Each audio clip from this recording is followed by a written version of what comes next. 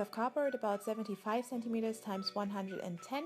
Draw a layout so that you know where the pool and the stairs are meant to go, and the red lines is where the walls are supposed to be.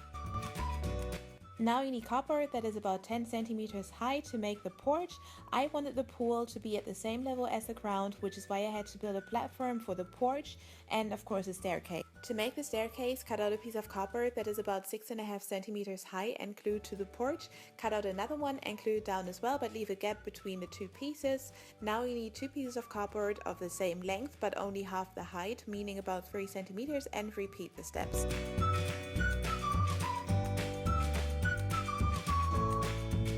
If you like, you can make a small staircase that goes down on the other side like I did, but you could also just extend the porch.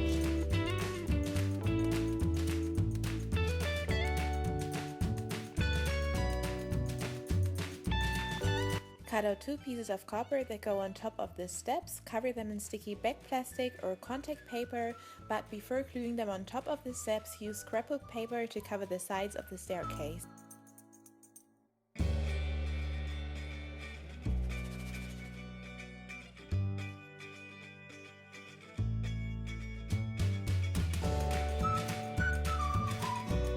Repeat the steps for the other staircase and also cut out a piece of cardboard in the shape of the porch, cover it in the same contact paper and glue it on. To make the walls, you will need a piece of cardboard that is 40 centimeters high and in my case 55 centimeters wide, and then you will need another one of the same size and cut windows in both of them.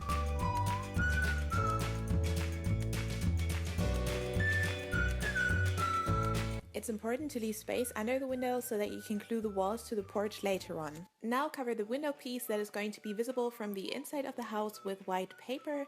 I am using the paper of an old calendar.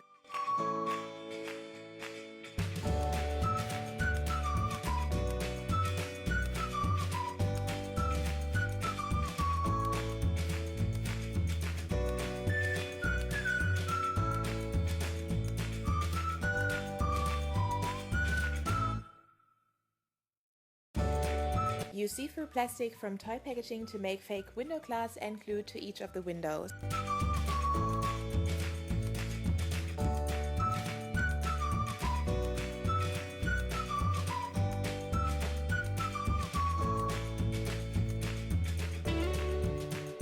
Now cover the edges of the window piece that goes on the outside of the house with the same paper and glue them together.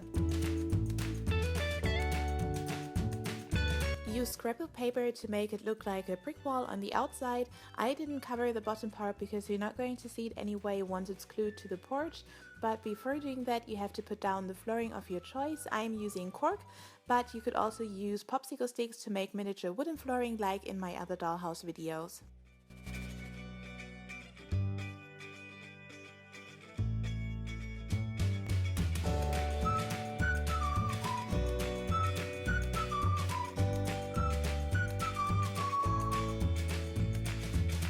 Now glue the wall down using hot glue and make another one with only 2 windows and glue it to the other side. Since the rest of the walls are not going to have any windows, you only need to cover 1 piece of cardboard with the same paper.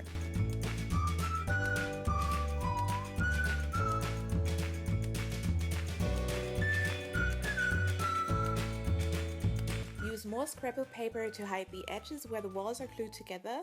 Since I didn't have a piece of cardboard that was big enough, I used foam board for the ceiling, cut the foam board to the same size and the same shape of the house and glued it on top. The next step is optional, but I always have to do that because I love lights in a dollhouse. I'm using LED fairy lights since they don't get hot. Take a pencil and poke holes into the ceiling to pop the fairy lights through.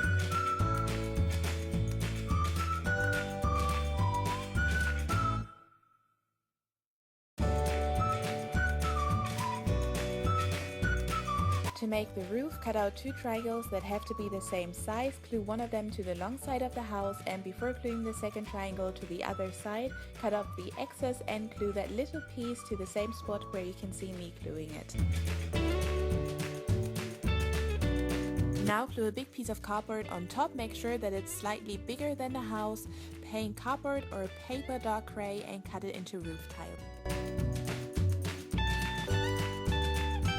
Before gluing the roof tiles to the roof, make sure that you cover all the edges with white paper.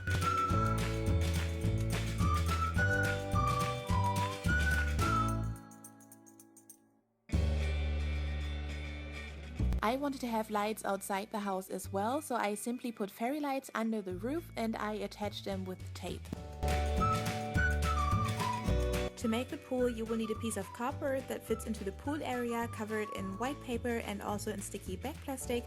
You can use a different color if you like. It's just very important that you cover every inch of the cardboard to make it waterproof.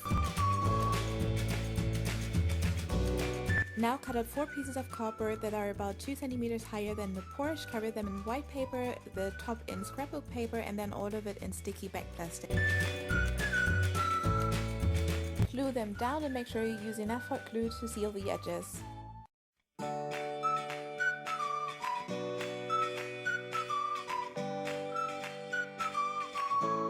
As you can see, there are some gaps between the walls of the pool, so I'm filling them in with hot glue, and just to make sure that there are no leaks, I sealed all of the edges and corners with hot glue.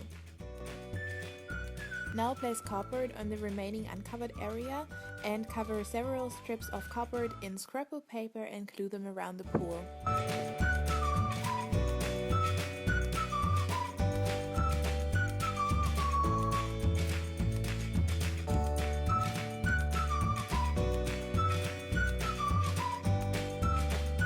To make the fountain, cover a piece of cardboard with white paper and glue more cardboard on it to make a little box. The pieces that go on the sides have to be cut at an angle so that the slime can slide off easily, and the white cardboard has to be longer and stick out in the front. Cut out cardboard strips that are about 2 centimeters high and cover them in scrapbook paper and then glue them flat on top of the fountain. Here you can still see that those strips are not as long as the white part of the fountain, but I changed that later on and extended them because I didn't want the slime to go down on the sides and then go places where I don't want it to go.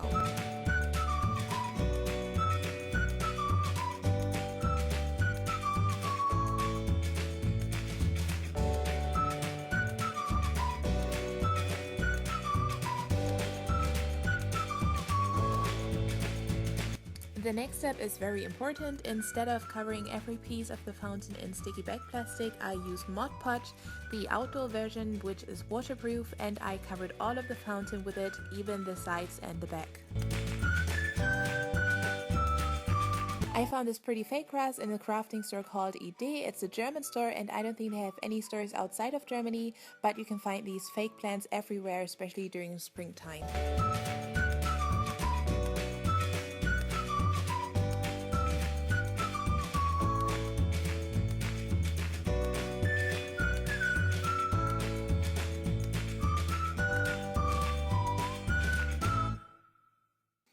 I got these from the same store. You can just push them through the cardboard so that you can use them again. You don't have to glue them down.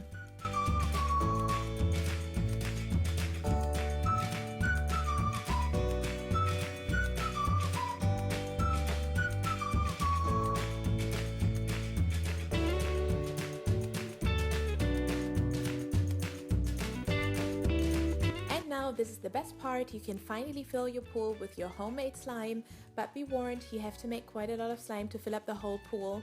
I use glue and laundry detergent to make that slime. If you would like to see a detailed tutorial, follow the link in the description box. I will link the video as soon as I upload it.